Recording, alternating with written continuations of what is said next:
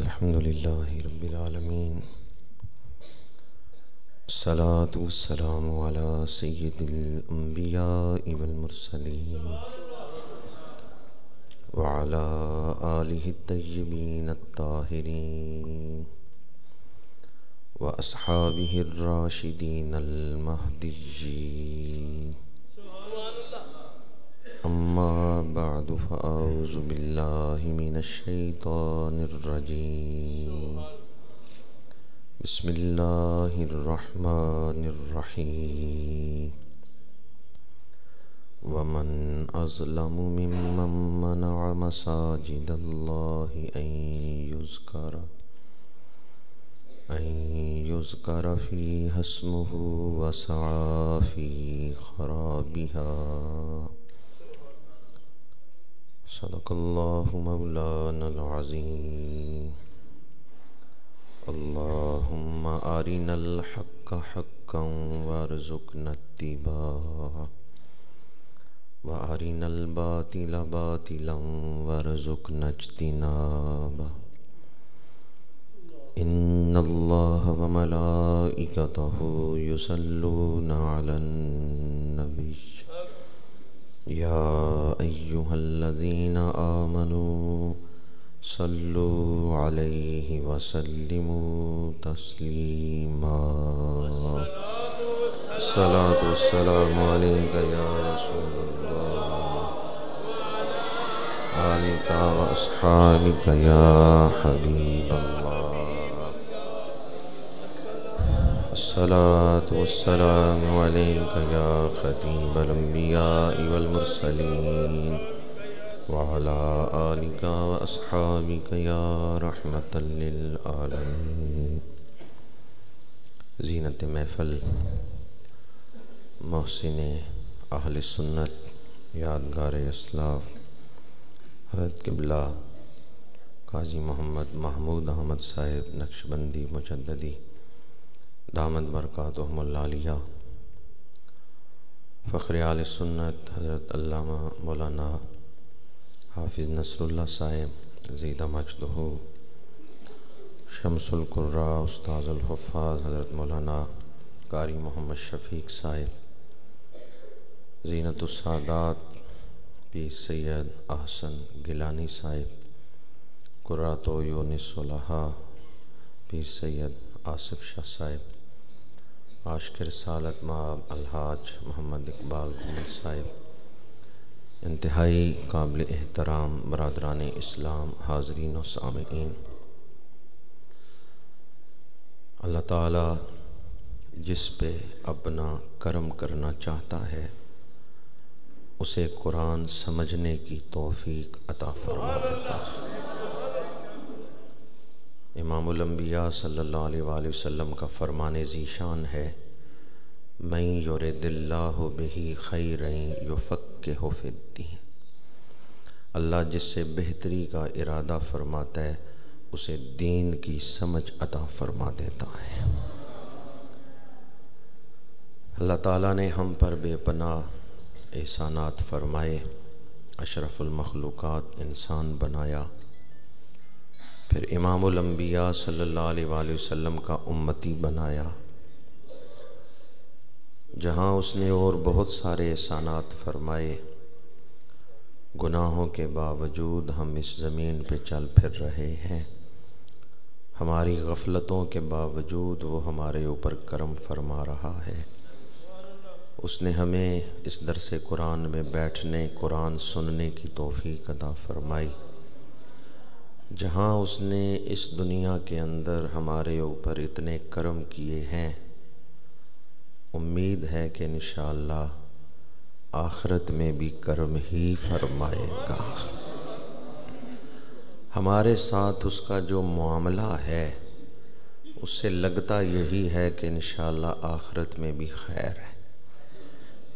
جس نے اتنے کرم کیے ہیں کہ ہمیں انسان بنایا ہے، پھر حضور کا امتی بنایا ہے، پھر اس وقت مسجد میں بٹھایا ہے، ہم قرآن سن رہے ہیں، ہمارے ساتھ اس کا جو معاملہ ہے انشاءاللہ امید ہے کہ آخرت میں بھی کرم ہوگا۔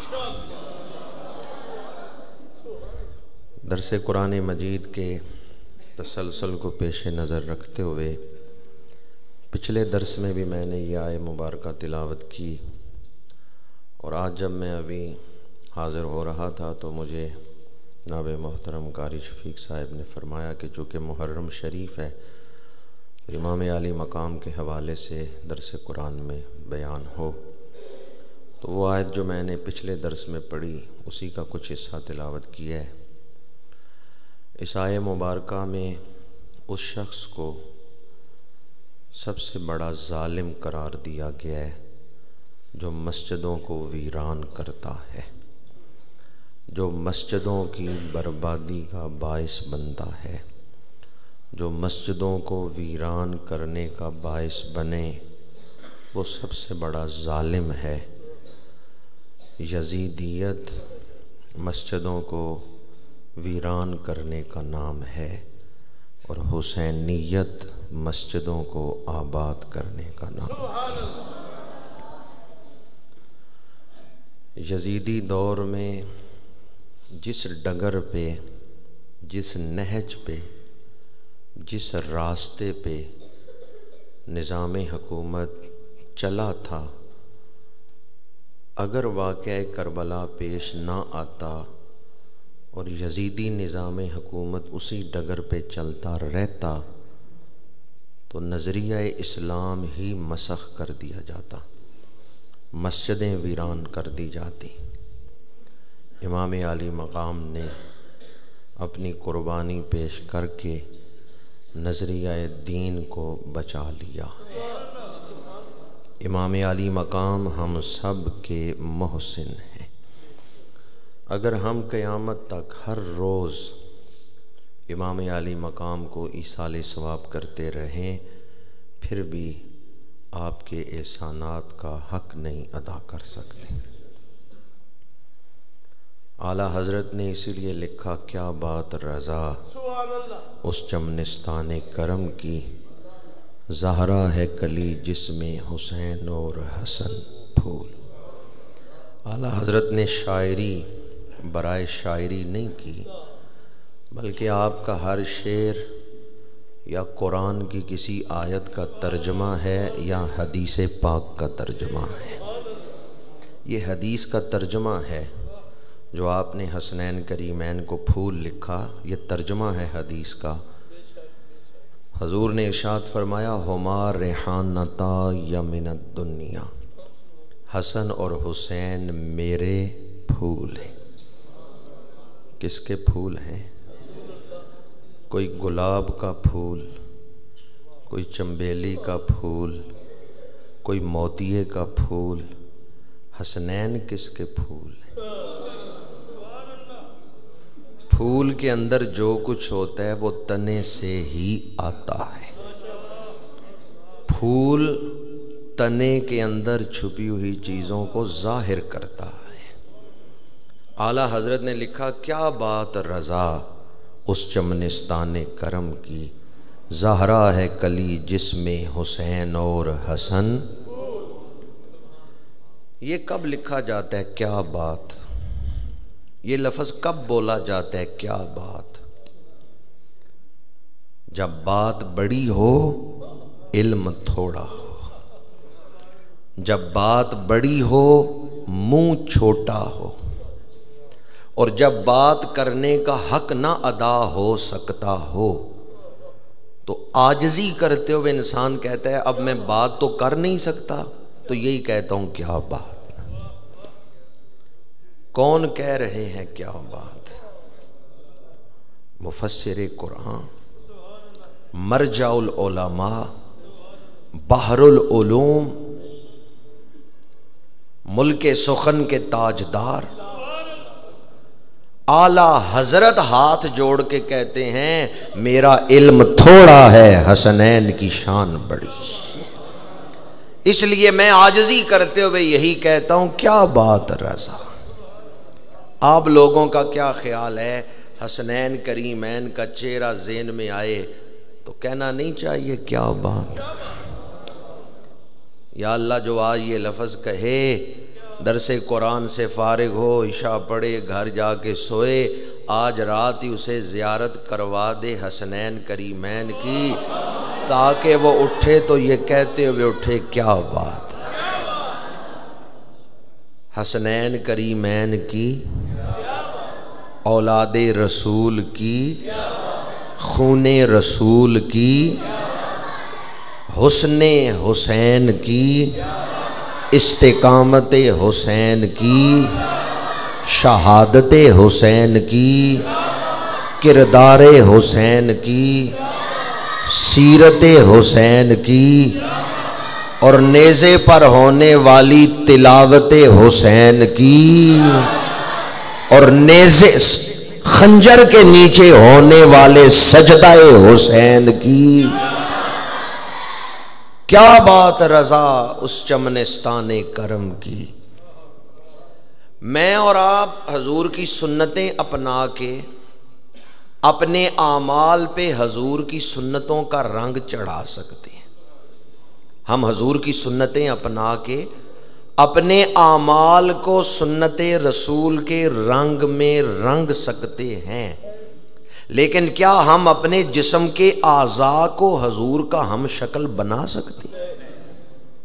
ہم داڑھی شریف تو رکھ سکتے ہیں، حضور کی سنتیں تو اپنا سکتے ہیں، لیکن کیا ہم اپنے جسم کے اعضاء کو حضور کا مشابہ بنا سکتے ہیں؟ وہ کتنے خوش نصیب لوگ ہیں جن کے ظاہری وجود کو بھی اللہ نے حضور کا ہم شکل بنا دیا۔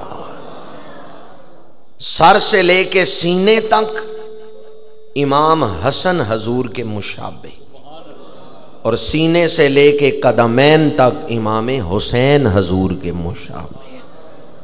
اعلی حضرت نے اس لیے لکھا معدوم نہ تھا سایہ شاہ ثقلین، اس نور کی جلوہ گاہ تھی ذات حسنین، تمثیل نے اس نور کے دو حصے کر دیے، آدھے سے بنے حسن آدھے سے حسین۔ تو جن کے ظاہری اعضاء بھی حضور کے ہم شکل ہوں، ان کا تصور کر کے نہیں کہنا چاہیے کیا بات ہے۔ امام عالی مقام کا نام ہم نے سن رکھا ہے، لیکن امام عالی مقام کی معرفت ہمیں نہیں ہے۔ آج اکثر لوگ صرف اتنا جانتے ہیں کہ امام حسین حضور کے نواسے ہیں، کربلا میں شہید ہوئے ہیں، بس دو نسبتوں کو جانتے ہیں، ایک تو حضور کے نواسے ہیں، دوسرے کربلا میں شہید ہوئے، اس سے زیادہ ہمیں کوئی تعارف نہیں۔ آج جس دور میں آپ زندگی گزار رہے ہیں، انٹرنیٹ کا دور ہے، سائنسی ترقی کا دور ہے، بڑی یونیورسٹیاں بن گئیں، دنیا میں علم بڑا پھیل گیا۔ اگر آج آپ اسلام کی تبلیغ اشاعت کرنا چاہتے ہیں تو ان ہستیوں کا علم دنیا کو بتائیں۔ آج دنیا جس علم کی تلاش میں پھر رہی ہے، ان ہستیوں نے صدیوں پہلے اس علم کو بیان بھی فرما دیا ہے۔ نواسہ رسول کے علم کے بارے میں مجھے زیادہ دلائل دینے کی ضرورت نہیں، بس اتنا ہی کہوں گا کہ جن کے نانا مدینۃ العلم ہوں اور جن کے والد باب مدینۃ العلم ہوں، تو خود امام علی مقام کے علم کی شان کیا ہو۔ ویسے بھی ایک دینی ادارے میں بیٹھا ہوں، اس لیے بھی علم کی بات کر رہا ہوں۔ گھر کے ماحول کا بچے کی تربیت پر بڑا اثر ہوتا ہے۔ مدینۃ العلم اور باب مدینۃ العلم کی گود ملی ہے امام حسین کو۔ کن آغوشوں میں ان کی پرورش ہوئی ہے۔ بارے دیگر کہہ رہا ہوں، اس دنیا میں اس دور میں آپ ان ہستیوں کی کرامات سنائیں، ہم لوگ مان لیں گے چونکہ ہم ماننے والے ہیں، غیر مسلم تو نہیں مانیں گے۔ اسلام کی سچائی کو ثابت کرنے کے لیے ان ہستیوں کا علم دنیا کے سامنے لائیں۔ باب مدینۃ العلم حضور حیدر کرار سواری کی طرف چل رہے ہیں، غلام ساتھ چل رہے ہیں۔ غلام نے پوچھا حضور بعض جانور انڈے دیتے ہیں، بعض بچے دیتے ہیں، ان میں فرق کیسے ہوگا، شناخت کیسے ہوگی؟ حضور حیدر کرار نے رکاب میں پیر رکھ لیا، گھوڑے پہ بیٹھنے لگے، بیٹھتے بیٹھتے فرمایا جن کے کان چھپے ہوئے ہیں وہ انڈے دیتے ہیں، جن کے کان ظاہراً نظر آتے ہیں وہ بچے دیتے ہیں۔ گھوڑے کو ایڑی لگائی، سفر شروع کر دیا۔ میں سوچنے لگا جو اتنے مشکل مسائل کو چٹکی بجا کے بیان فرما دیتے ہیں ان کا علم کتنے اعلیٰ مقام پر ہوگا۔ آج سائنسدان کئی سال تحقیق کرتے ہیں اور تحقیق کے بعد 10 سال تحقیق کی پھر اس نتیجے پر پہنچے، 15 سال تحقیق کی پھر اس نتیجے پر پہنچے۔ وہ بڑے سال تحقیق کر کے کوئی چیز بیان کر رہے ہیں، ان ہستیوں نے وہ علم اپنی محفلوں میں کسی سائل کا سوال پورا نہیں ہوا فوراً جواب عطا فرما دیا۔ ایک سائل کھڑا ہوا، اس نے عرض کیا حضور حیدر کرار کسی بڑے سے بڑے عالم سے 100 سوال پوچھیں، وہ 70 سوالوں کے جواب دے گا اور 30 سوالوں کے بارے میں کہہ دے گا کہ میں سوچ کے بتاؤں گا، تحقیق کر کے بتاؤں گا۔ لیکن آپ نے کبھی نہیں کہا کہ میں دوبارہ بتاؤں گا یا پھر کبھی بتاؤں گا یا سوچ کے بتاؤں گا۔ آپ سے جب بھی کوئی سوال پوچھا جاتا ہے آپ فوراً جواب دے دیتے ہیں۔ حضور حیدر کرار نے فرمایا یہ بتا تیرے ہاتھ کی انگلیاں کتنی ہیں؟ اس نے کہا 5۔ آپ نے فرمایا تو نے فوراً کیوں جواب دے دیا ہے؟ پہلے کہتا میں گن لوں، میں سوچ کے بتاتا ہوں، اس طرح کہتے، یہ فوراً تو نے کیوں کہہ دیا میرے ہاتھ کی انگلیاں 5 ہیں؟ سائل نے کہا یہ بھی کوئی سوچنے والی بات ہے، یہ بات تو واضح ہے کہ ہاتھ کی انگلیاں 5 ہیں۔ تو حضرت علی شیر خدا نے فرمایا جس طرح تیرے لیے تیرے ہاتھ کی انگلیاں واضح ہیں، علی کے سینے میں سارا قرآن اور حدیث واضح ہے۔ الحمد سے والناس تک پورے قرآن مجید میں سے کوئی آیت پڑھو، کوئی آیت پڑھو، میں بتاؤں گا وہ رات کو نازل ہوئی تھی یا دن کو نازل ہوئی تھی، پہاڑ پہ اتری تھی یا گھر بستر پہ اتری تھی، بازار میں اتری تھی یا مسجد میں اتری تھی، اس آیت کا شان نزول کیا ہے، اس کے الفاظ کا مرادی معنی کیا ہے، اور اس آیت سے کتنے مسائل ثابت ہوتے ہیں۔ پورے قرآن سے کوئی ایک آیت پڑھو، اس کے متعلق سارے سوالوں کے جواب میں تمہیں دے دوں گا۔ اللہ تعالیٰ نے اس گھرانے کو ایسا علم عطا فرمایا ہے۔ آج ہمیں ان کے علم سے اکتساب کی ضرورت۔ ائمہ اہل بیت کے چھٹے امام ہیں حضرت امام جعفر صادق، سلسلہ نقشبندیہ کے عظیم پیشوا ہیں۔ آپ فرماتے ہیں رات کے وقت درخت کے نیچے نہ سو۔ کس وقت؟ آج موجودہ دور میں سائنسدان کہتے ہیں رات کے وقت درخت کے نیچے نہ سو، کیونکہ رات کے وقت درخت کاربن ڈائی آکسائڈ خارج کرتے ہیں، آکسیجن کھینچتے ہیں۔ دن کے وقت درخت آکسیجن نکالتے ہیں اور انسان آکسیجن میں سانس لیتا ہے، انسان کو ضرورت ہے آکسیجن کی۔ دن کے وقت درخت کے نیچے بیٹھے فائدہ ہے، رات کے وقت سائنسدان کہتے ہیں درخت کے نیچے نہ سوو کہ درخت بھی آکسیجن کھینچتا ہے، تمہیں بھی آکسیجن کی ضرورت، تم بھی سانس لیتے ہو تو کاربن ڈائی آکسائڈ باہر نکالتے ہو، درخت بھی کاربن ڈائی آکسائڈ باہر نکالتے ہیں۔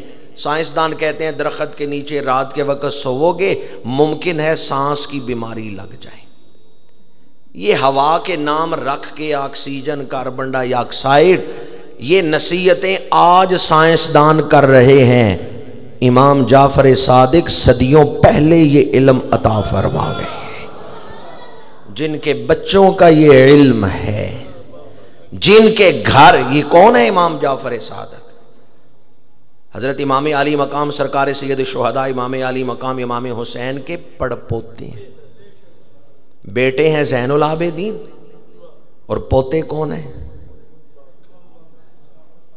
یہ باقر ان کا نام ہے یا لقب ہے؟ حضرت امام علی مقام کے بیٹے زین العابدین، زین العابدین ان کا نام ہے یا لقب ہے؟ لقب ہے، نام ہے علی اور لقب ہے زین العابدین۔ آگے پوتے باقر ان کا لقب ہے، نام ہے محمد۔ امام علی مقام سرکار سید الشہداء کے پوتے جنہیں ہم امام باقر کہتے ہیں، ان کا نام کیا ہے؟ محمد۔ اور لقب باقر کیوں کہتے تھے انہیں؟ یہ لقب کیوں پڑ گیا باقر؟ باقر اس شخص کو کہتے ہیں جو زمین کا سینہ چیر کے اندر سے خزانے نکالے۔ آپ الفاظ کا سینہ چیر کے اندر سے علوم نکال لیتے تھے۔ آپ حروف اور الفاظ کا سینہ چیر کے اندر سے علوم، اسرار، نکات نکال لیتے تھے۔ اس لیے لوگوں نے کہا محمد تو باقر العلوم ہے۔ باقر العلوم یعنی علوم کا سینہ چیر کے اسرار و معانی کو بیان کرتے ہیں۔ پوتے باقر ہیں، امام حسین کے پوتے، وہ باقر اس لیے مشہور ہوئے کہ ان کے پائے کا کوئی عالم ان کے دور میں نہیں تھا، اتنے بڑے عالم تھے آپ۔ ان ہستیوں کا علم آج دنیا کے سامنے بیان کریں تو آپ کو دنیا اسلام کی عظمت کو مانے گی اور یہ آپ کی خدمت ہوگی اشاعت اسلام میں۔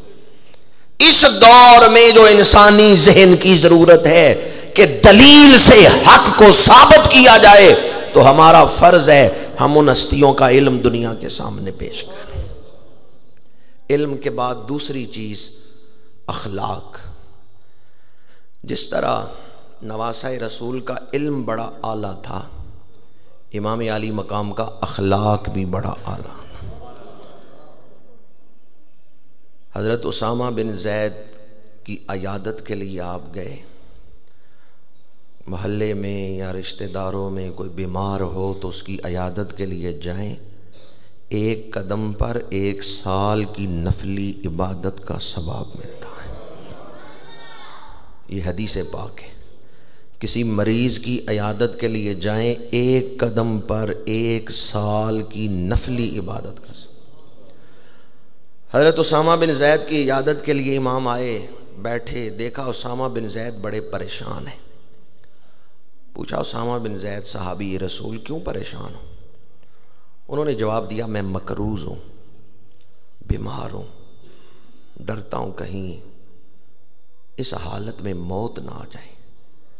مقروض کی تو نماز جنازہ اللہ کے رسول نے پڑھنا پسند نہیں فرمائی، تو کہیں میرا وصال اس حال میں نہ ہو جائے کہ میں مقروض ہوں۔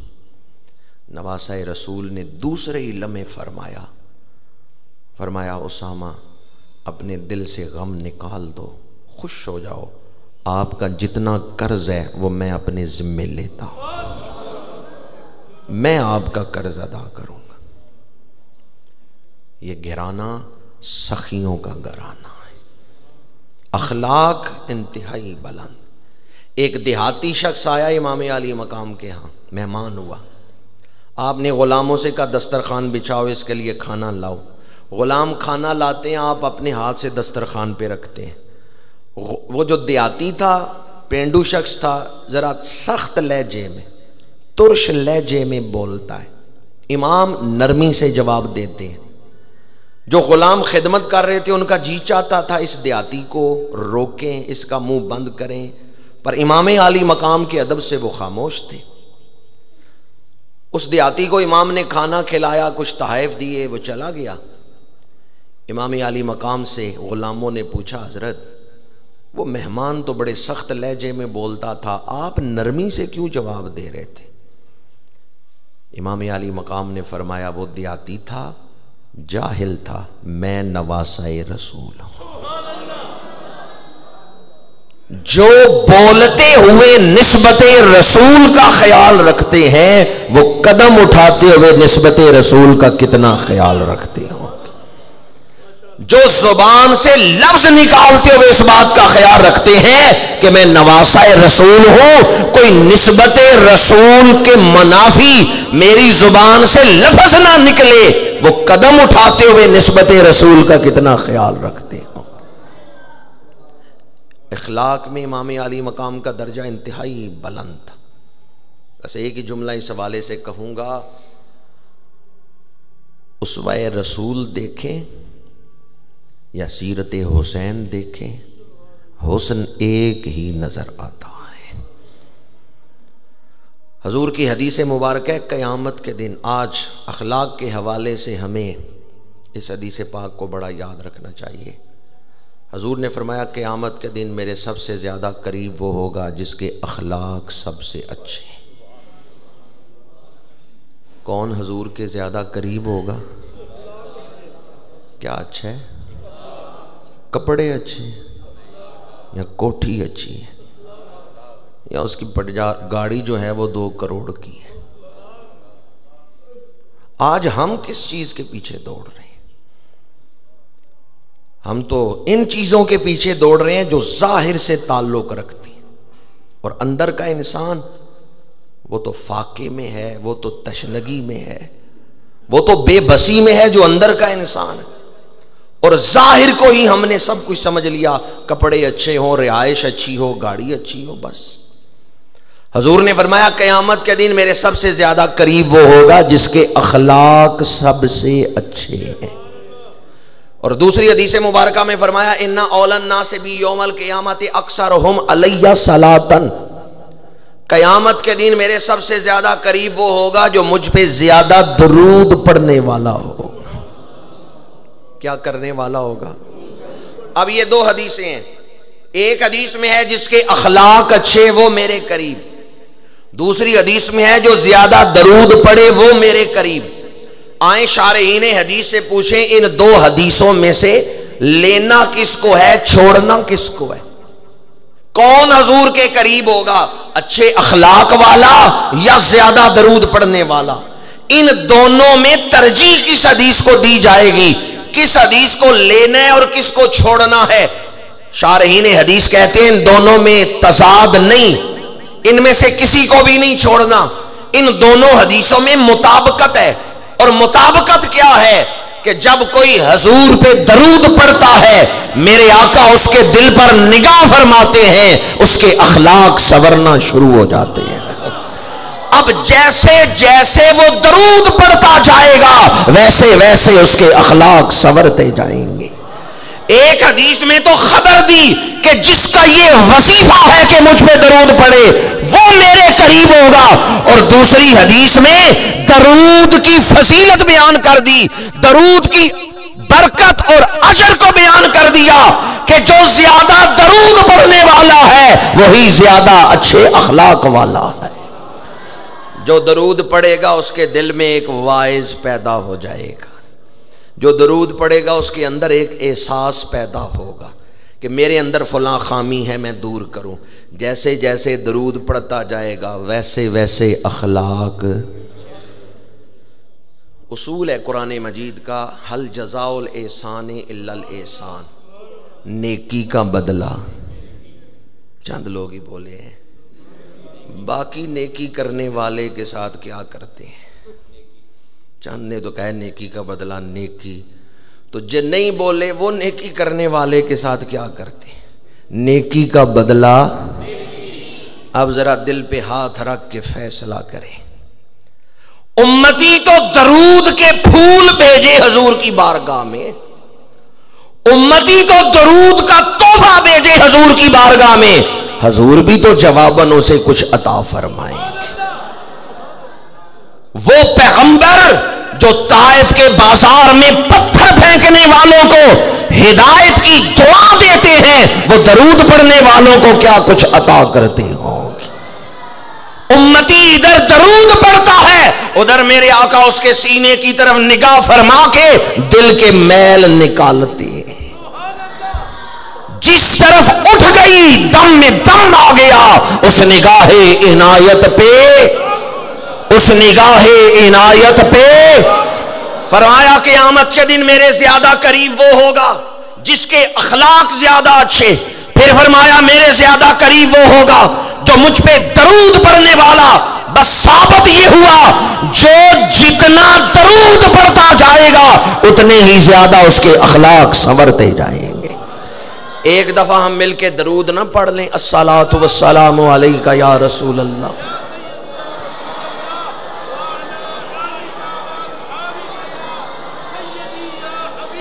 میں اہل بیت کے اخلاق بیان کر رہا تھا، امام حسین رضی اللہ تعالیٰ عنہ کے اخلاق بیان کر رہا تھا، اور میں نے کہا آپ درود پڑھیں، تو آپ نے درود میں پڑھا صلاۃ والسلام علیک یا رسول اللہ وعلا و اصحابک یا حبیب اللہ۔ اب ذرا فیصلہ کریں، جن پر درود پڑھنے سے ہمارے اخلاق سنورتے ہیں ان کے اپنے اخلاق کتنے بلند ہوں گے؟ سمجھ رہے ہیں میں کیا کہہ رہا ہوں؟ درود میں آل کا بھی ذکر ہے، اصحاب کا بھی ذکر ہے، اور درود کی ایک فضیلت میں نے یہ بیان کی کہ جو درود پڑھے اس کے اخلاق سنورنا شروع ہو جاتے ہیں۔ جتنا زیادہ درود پڑھے گا اتنے زیادہ اخلاق سنور جائیں گے۔ اور درود میں آل کا ذکر ہے، جن پر درود پڑھنے سے پڑھنے والے کے اخلاق سنور جاتے ہیں، تو جن کا درود میں ذکر ہے ان کے اپنے اخلاق کتنے اعلیٰ ہوں گے۔ امام عالی مقام، علم بھی بلند ہے، اخلاق بھی بلند ہے، آل و اصحاب دونوں کے اخلاق انتہائی بلند ہیں۔ اور چونکہ جلسہ نہیں، درس قرآن ہے، تشریح کا وقت نہیں، اس لیے ہاتھ جوڑ کے اتنا ہی عرض کروں گا، اگر کبھی تاریخ پر گفتگو ہو تو خدا را اہل بیت اور صحابہ یا صحابہ کے درمیان جو اختلافات ہیں ان کو کبھی زبان پر نہ لائیں، ان کے اخلاق انتہائی بلند ہیں۔ ہمیں اپنی اوقات میں رہنا چاہیے، ہماری اوقات نہیں ان ہستیوں کے اختلافات پر بحث کریں۔ یا پھر یہ ایک بات یاد رکھیں، ہاتھ جوڑ کے کہہ رہا ہوں، اگر چاہتے ہیں کہ مرتے دم کلمہ پڑھتے ہوئے جائیں تو زندگی میں کبھی ان ہستیوں کے اختلافات پر بحث نہ کرنا، صحابہ کے اختلافات پر بحث نہ کرنا۔ ہماری اوقات نہیں، ہمارے اندر صلاحیت نہیں، استعداد نہیں۔ صحابہ میں باہم جو اختلاف ہوئے ان میں دونوں طرف نیتیں اچھی تھیں۔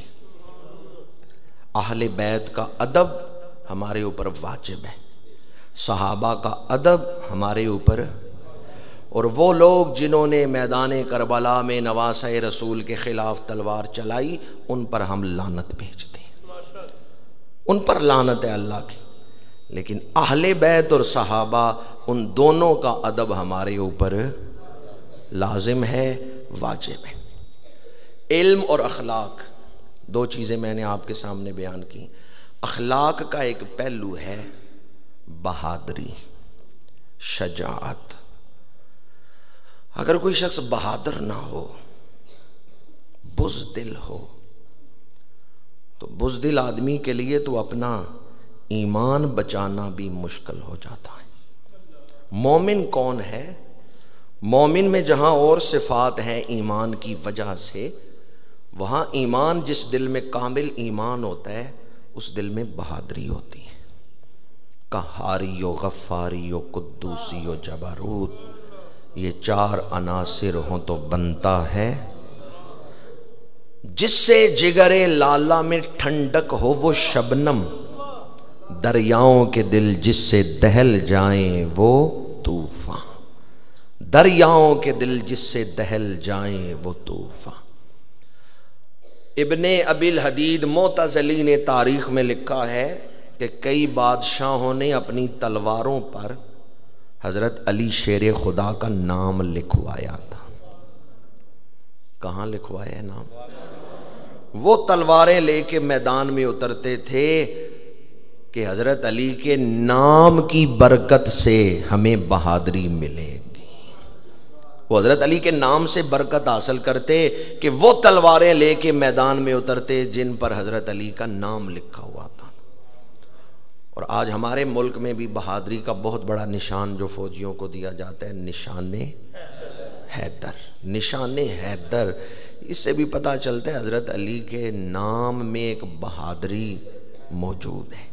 نام میں، ذات کی بات نہیں کر رہا، ذات تو وراء الورا ہے، نام کی بات کر رہا ہوں کہ ان کا نام ہی لیں تو دل میں بہادری کی لہر اٹھتی ہے۔ جس طرح میں نے امام علی مقام کے حوالے سے عرض کیا کہ ان کا علم کتنا ہے، نانا مدینۃ العلم، باب مدینۃ العلم، اسی طرح بہادری میں بھی عرض کروں گا کہ امام علی مقام کی بہادری کتنی ہے۔ حضور کے بارے میں حدیث مبارک ہے، عبداللہ بن عمر روایت کرتے ہیں، ما رأیت اشجع من رسول اللہ صلی اللہ علیہ وآلہ وسلم، حضور سے زیادہ میں نے کسی کو بہادر نہیں دیکھا۔ اور حضرت حیدر کرار کے بارے میں ہے کہ آپ اسد اللہ ہیں، اللہ کے شیر ہیں، تو پھر آپ کے بیٹوں کی شان کیا ہو۔ کربلا میں امام علی مقام کے جو بھائی شہید ہوئے ہیں ان میں سے ایک بھائی کا نام ہے عباس۔ جانتے ہیں ان کی والدہ کا نام کیا ہے؟ حضرت عباس کی والدہ ام البنین۔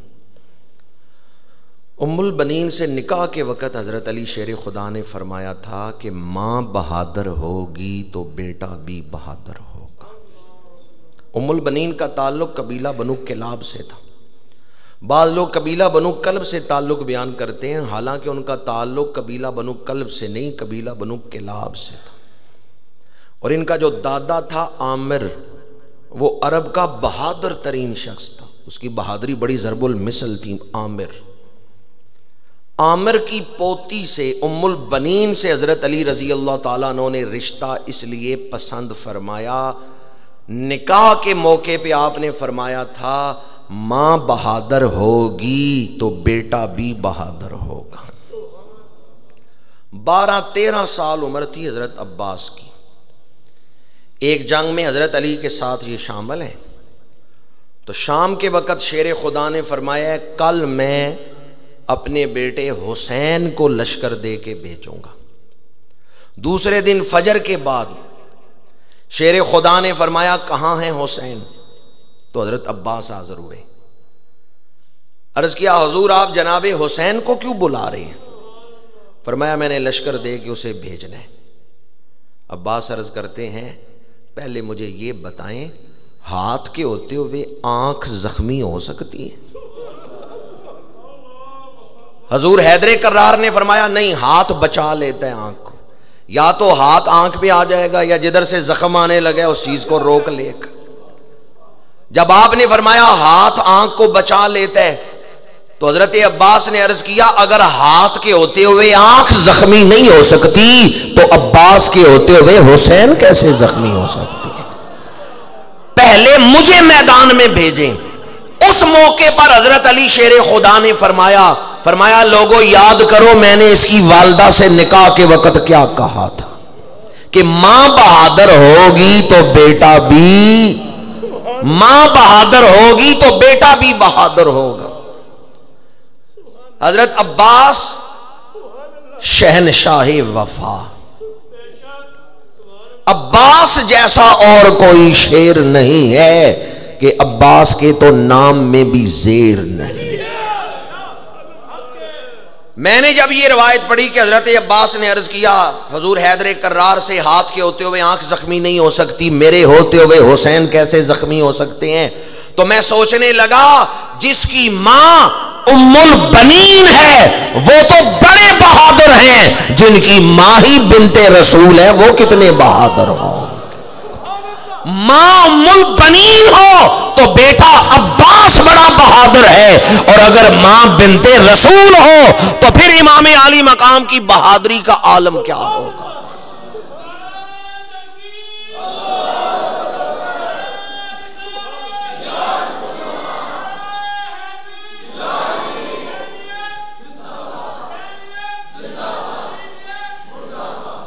آئیں ذرا امام علی مقام کی بہادری دیکھیں۔ یزید تخت نشین ہوا، گورنر مدینہ کو خط لکھا، امام علی مقام کا نام ہے، حضرت عثمان کے بیٹے عمر کا نام ہے، حضرت فاروق اعظم کے بیٹے عبداللہ کا نام ہے، ان ہستیوں سے بیعت لو، پھر حضرت امیر معاویہ رضی اللہ تعالی عنہ کے وصال کی خبر دو، پھر اعلان کرنا کہ امیر معاویہ رضی اللہ تعالیٰ عنہ کا وصال ہو گیا ہے، پہلے ان لوگوں سے بیعت لو۔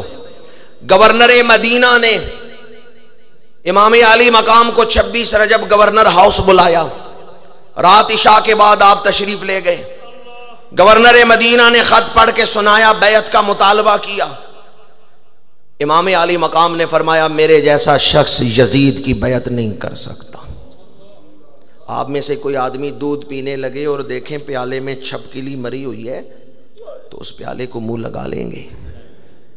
یہ توقع امام عالی مقام سے کیوں کرتے ہیں کہ اس شخص کے ہاتھ میں ہاتھ دے دیں جس کے فسق و فجور سے آپ ذاتی طور پہ واقف ہیں۔ امام نے فرمایا مسلمانوں کا حکمران بننے کے لیے عادل ہونا شرط ہے، جو عادل نہیں وہ حکمران نہیں بن سکتا۔ قال لا ینال عہد الظالمین، اللہ نے قرآن مجید میں فرمایا ظالم پیشوا نہیں بن سکتا۔ امام عالی مقام نے یزید کی بیعت سے انکار کیا۔ دربار میں بیٹھے ہوئے ابن حکم نے کہا اگر حسین بیعت نہیں کرتے تو اسی وقت ان کا سر قلم کر دو، یہاں ہی انہیں شہید کر دو۔ امام عالی مقام نے بڑے جلال سے ابن حکم کی طرف دیکھا اور فرمایا کسے موت سے ڈرا رہے ہو؟ کسے موت سے ڈرا رہے ہو؟ جس کی رگوں میں شیر خدا کا خون ہے۔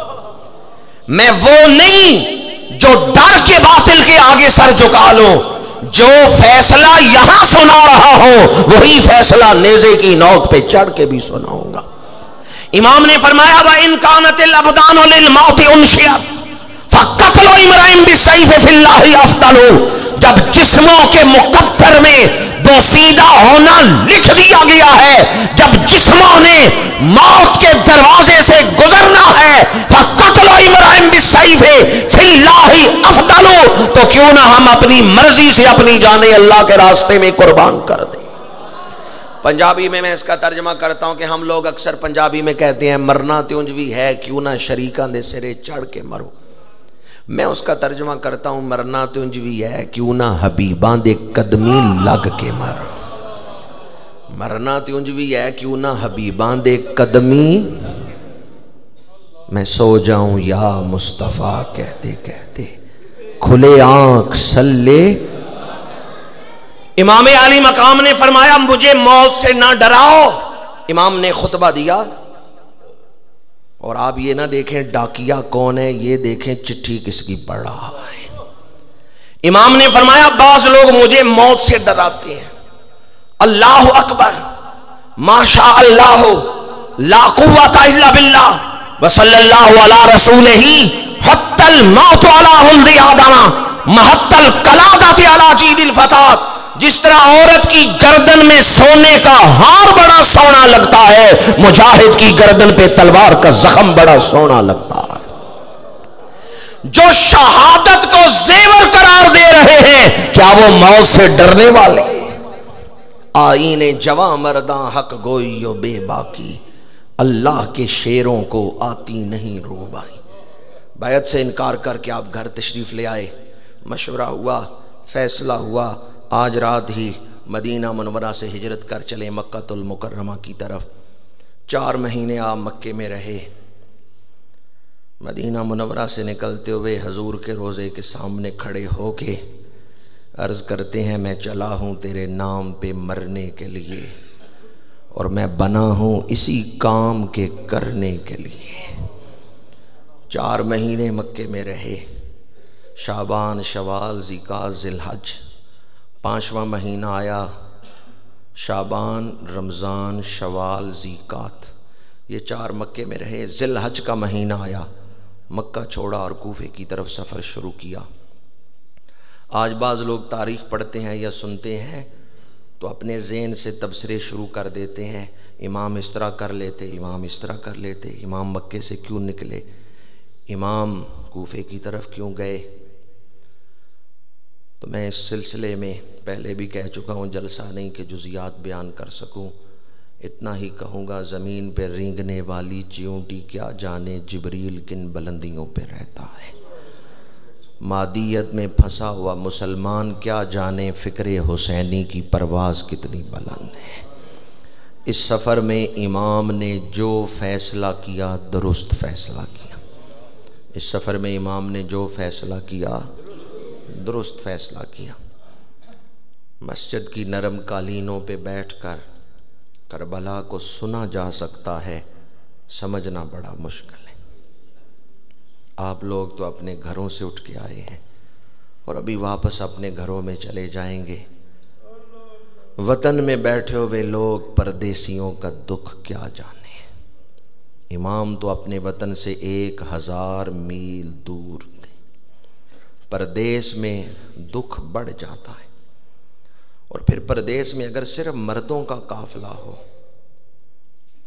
دشمن حملہ کرے، آدمی سامنا کر لیتا ہے، فیس کر لیتا ہے، لیکن اگر بیٹیاں ساتھ ہوں، بہنیں ساتھ ہوں، دشمن حملہ کرے تو دکھ کا احساس بڑھ جاتا ہے۔ نواسہ رسول صرف مردوں کے قافلے میں نہیں جا رہے تھے، بلکہ مخدرات عصمت ساتھ تھیں۔ بہنیں، بیٹیاں، آل رسول، اہل بیت کی پاکیزہ خواتین، شیرخوار بچے امام کے ساتھ تھے۔ 2 دکھ ہو گئے، ایک تو پردیس ہے، دوسرا پردے دار بیویاں ساتھ ہیں، اور تیسرا دکھ جن لوگوں نے خط لکھ کے بلایا تھا وہ میزبان ہی غدار نکلے، وہی بے وفا ہو گئے، وہی مکر گئے۔ امام نے خطوں والا تھیلا کھول کے ایک ایک خط پڑھ کے سنایا۔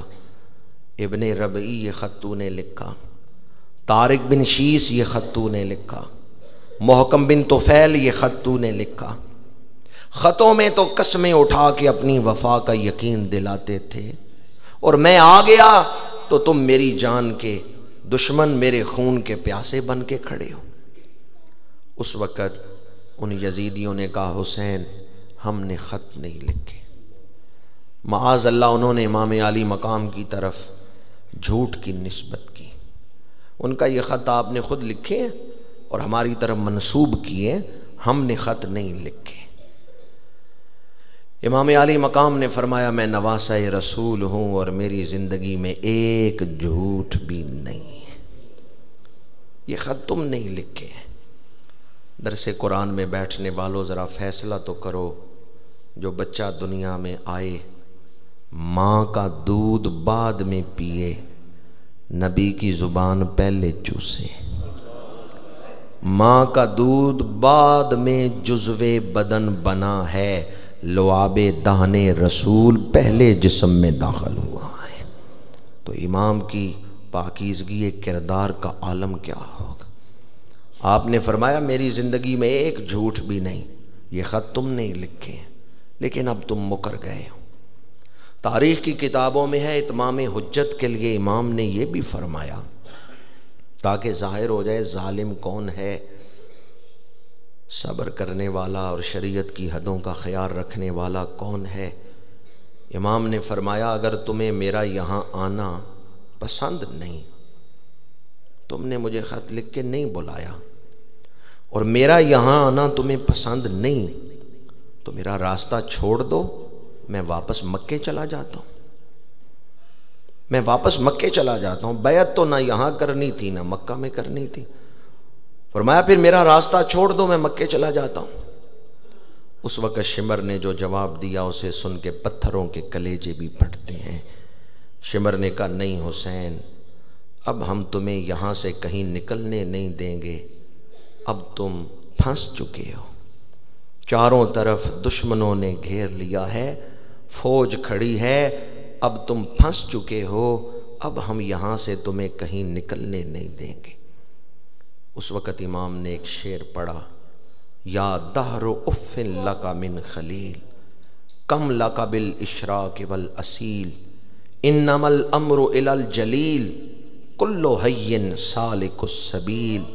اے زمانے تو بھی کیا کروٹیں بدلتا ہے، جو کل تک دوست تھے آج دشمن بن گئے۔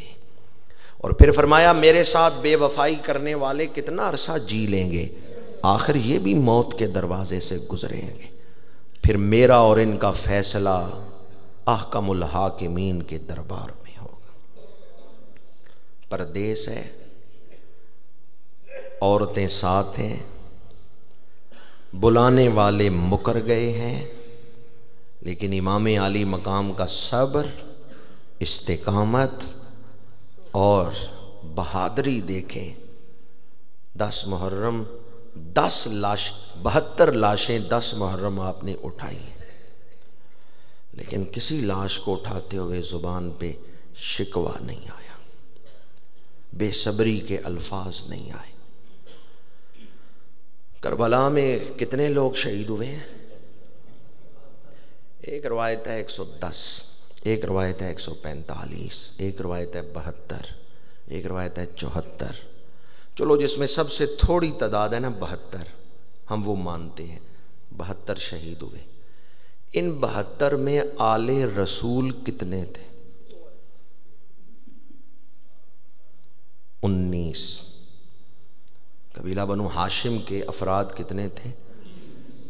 امام علی مقام کے علاوہ 18 تھے، 19 میں تھے امام حسین۔ تو آل رسول کتنے کربلا میں شہید ہوئے؟ اب 72 میں سے 19 نکال دیں، باقی کتنے رہ گئے؟ 53، 53۔ یہ 53 کون تھے؟ یہ 53 کون تھے جو امام کے ساتھ شہید ہوئے؟ ان میں 8 صحابی رسول تھے، اور ان 8 کے علاوہ جو باقی تھے وہ صحابہ کی اولاد تھے، تابعین تھے۔ کربلا میں آل رسول کی شہادتیں بعد میں ہوئی ہیں، صحابہ نے اپنے سر پہلے کٹائے۔ مسلم بن اوسجا کون ہے؟ صحابی رسول۔ مسلم بن کثیر، عبد الرحمن بن عبد رب انصاری، حبیب بن مظاہر، بعض نے کہا حبیب بن مطاہر ان کا اصل تلفظ ہے، حضرت شبیب، حضرت عمار بن ابی سلامہ، حضرت انس بن حارث، حضرت زائر، 8 صحابی کربلا میں شہید ہوئے ہیں۔ صحابہ کی اولادیں کربلا میں شہید ہوئی ہیں۔ 19 اہل بیت ہیں، باقی 53 صحابہ اور تابعین ہیں جو اہل بیت کے غلام بن کے ان سے وفا کرتے ہوئے کربلا میں شہید ہوئے ہیں۔ اگر کوئی آدمی صرف کربلا کے ان شہیدوں کے نام پڑھ لے تو کبھی وہ صحابہ کی بے ادبی نہیں کرے گا، کبھی وہ صحابہ کی گستاخی نہیں کرے گا۔ اہل بیت اور صحابہ 2 جماعتیں نہیں، 2 پارٹیاں نہیں، بلکہ ایک ہی جماعت ہے۔ اور اگر کوئی ان کو 2 پارٹیاں بنائے، بڑی یاد رکھنے والی بات ہے دور حاضر کے حوالے سے، کوئی کہ میں اہل بیت کی پارٹی کا ہوں، صحابہ کا نہیں، کوئی کہے میں صحابہ کی پارٹی کا ہوں، اہل بیت کا نہیں، دونوں کا بیڑا غرق ہوگی۔ صحیح العقیدہ وہ ہے جو اہل بیت کا ادب بھی واجب سمجھتا ہے، صحابہ کا ادب بھی واجب سمجھتا ہے۔ دونوں کا ذکر سن کے دل میں گھٹن نہیں آتی، اور اگر ان دونوں میں سے کسی ایک کا ذکر سن کے دل میں گھٹن آئے تو سمجھو ایمان نہیں دل میں۔ اہل بیت کا ذکر سنے دل خوش ہو جائے، صحابہ کا ذکر سنے دل خوش ہو جائے، اور اگر دونوں کے ذکر میں سے کسی ایک کے ذکر پر بھی دل میں گھٹن ہو تو پھر اپنے ایمان کی فکر کریں۔ میدان کربلا میں امام علی مقام سے وفا کرتے ہوئے آوان و انصار، صحابہ و تابعین، آل عقیل، آل جعفر شہید ہوئے۔ امام کے بھائی ابو بکر بن علی، عمر بن علی، عباس بن علی شہید ہوئے۔ امام نے اپنے جگر کے ٹکڑے اٹھائے ہیں۔ اون و محمد امام علی مقام کے بھانجے ہیں، قاسم مجتبی امام کے بھتیجے ہیں۔ ہمارے گھر ایک لاش پڑی ہوئی ہو، ہوش ٹھکانے نہیں رہتے، سلام ہو امام علی مقام کی استقامت کو جو 72 لاشیں اٹھا کر بھی زبان پہ شکوے کا لفظ نہیں لائی۔ اولاد کا دکھ بڑا گہرا ہوتا ہے، اولاد کا زخم بڑا گہرا ہوتا ہے۔ ہمارے یہاں ہندوستان کی تاریخ میں ایک بادشاہ گزرا ہے ظہیر الدین بابر، بڑا بہادر تھا، بڑی جنگیں جیتی ہیں، لیکن جب اس کا بیٹا ہمایوں بیمار ہوا، بابر نیم پاگل، حواس باختہ ہو گیا، چارپائی کے گرد چکر لگاتے ہیں، کہتا ہے مولا مجھے مار لے، میرے بیٹے کو نہ مار، میں اپنے بیٹے کی میت نہیں دیکھ سکتا۔ یہ کون کہہ رہے میں بیٹے کا جنازہ نہیں اٹھا سکتا؟ جس نے بڑی جنگیں جیتی ہیں، جس نے تخت دہلی کو فتح کیا، بڑا بہادر، لیکن جوان بیٹے کی میت نہیں دیکھ سکتا۔ غیاث الدین بلبن بڑا بہادر تھا، شمشیر زن، جرنیلوں کو نہیں لڑاتا، خود میدان میں اتر کے لڑتا ہے، لیکن جب اس کا جوان بیٹا قتل ہوا تو 15 دن زندہ نہیں رہ سکا غیاث الدین بلبن۔ بیٹے کے قتل ہونے کے بعد اس کی کیفیت یہ تھی کہ رات بستر سے اٹھتا، محل میں دوڑتا، چیخیں مارتا، کہتا دکھاؤ میرا بیٹا کدھر ہے، لاؤ میرا بیٹا کدھر ہے۔ غلام اسے پکڑ کے پھر بستر پہ لٹا دیتے۔ بلبن کہتا دکھاؤ میرا بیٹا کدھر ہے۔ بیٹے کا دکھ باپ برداشت نہیں کر سکا۔ غیاث الدین بلبن ہو یا سہیل الدین بابر ہو، جوان بیٹوں کے دکھ نہ برداشت کر سکے۔